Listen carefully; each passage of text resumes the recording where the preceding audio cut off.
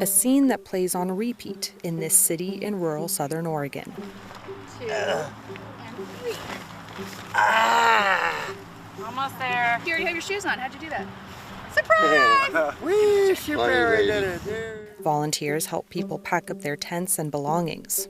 The homeless here need to move to another park to avoid being cited by police for staying in one spot for too long. I used to love camping. I didn't mind roughing it. I loved the outdoors, and now I can't stand it anymore.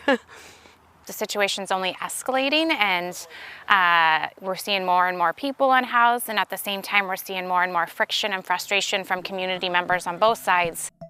The homelessness problem in Grants Pass shows no sign of abating, but the situation here could also dictate how cities across the country interact with people living on the streets. This month, the U.S. Supreme Court is considering a challenge by Grants Pass on federal rulings that say cities can't fine or punish people for sleeping outside if there aren't enough shelter beds available, because doing so is unconstitutional. Grants Pass is asking the justices to review those rulings and allow it to fully enforce its anti-camping laws. If these civil or criminal penalties can be enforced, it will likely go back to a status quo of cycles of incarceration, which also facilitates cycles of homelessness. The Grants Pass challenge of the rulings by the Ninth U.S. Circuit Court of Appeals has galvanized officials from across the political spectrum, ranging from the Democratic governor of California to conservative attorney generals in states such as Idaho. The tension in Grants Pass is centered in the city's parks, where many homeless live. Families are afraid to go to the parks. And it's not just the campers or the homeless, it's the drug use and the vandalism and the excessive littering, needles on the ground, broken meth pipes on the ground. So no one wants to take the kids anymore.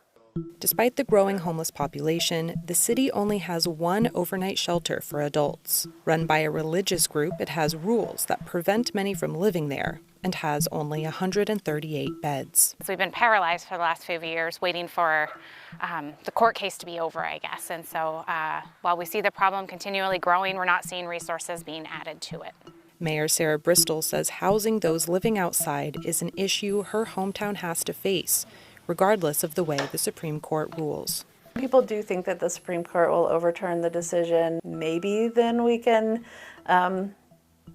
start policing the parks again, but we still have like 200 people who have to go somewhere, and so I just don't really see how that resolves the issue.